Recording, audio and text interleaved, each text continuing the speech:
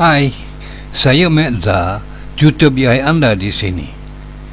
Pelajaran hari ini ialah berkenaan dengan adverb, iaitu kata sifat kerja atau kata sifat lakonan maupun kata sifat perbuatan. Kata sifat ini digunakan untuk menunjukkan lakonan sebenar sesuatu noun itu dengan tepat. Pelajaran ini akan menunjukkan cara guna pelbagai kata sifat aksi sesuatu noun atau subjek berkenaan supaya anda boleh gunakannya dalam penulisan atau pertuturan dengan betul dan penuh gempar.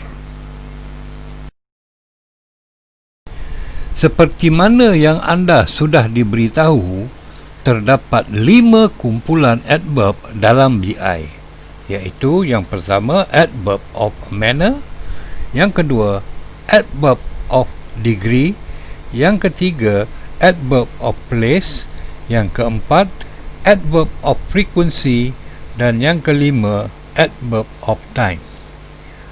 Pelajaran hari ini ialah berkenaan dengan adverb of place.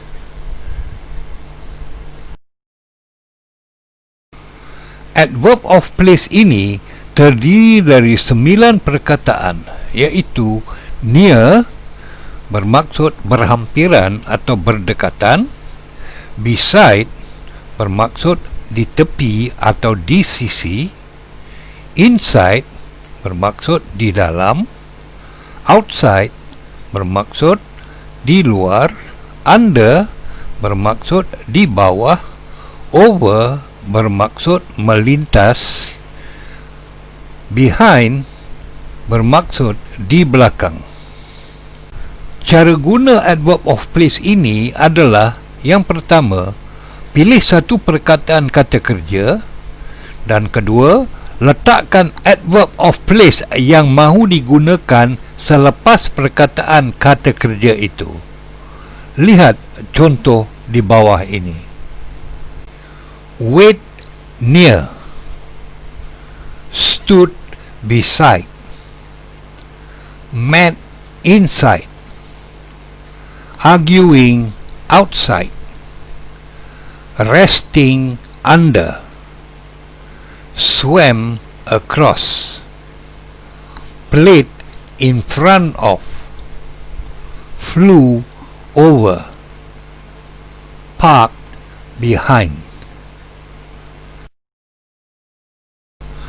Contoh ayat menggunakan adverb of place menunjukkan di mana aksi itu berlaku. Yang pertama, they wait near my house every morning. Ayat kedua, he stood beside the guardhouse. Ayat ketiga, we met inside a cafe. Ayat keempat, they were arguing outside a bank. Ayat kelima, I am resting under a tree. Ayat keenam, he has swum across the river. Ayat ketujuh, they have played in front of big crowds. Ayat ke-8, an eagle has flown over our house again. Ayat ke-9, he has parked the car behind a shop. Perhatikan perkataan adverb of place ini mengikuti perkataan kata kerja, iaitu verb. Kata kerja yang digunakan boleh terdiri dari main verb, iaitu verb asal, past verb, present participle, atau past participle mengikut keadaan. Demikianlah mata pelajaran tentang adverb of place. Saya yakin anda dapat mengikuti pelajaran ini dengan jelas dan mampu membina ayat gempar untuk menarik minat pembaca, khususnya cikgu anda.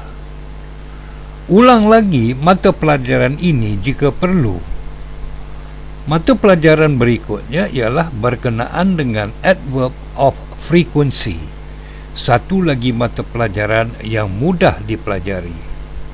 Sehingga kita bertemu lagi, saya Megza seperti biasa menyeru kepada anda agar sentiasa make English dear, zoom ahead and be joyful.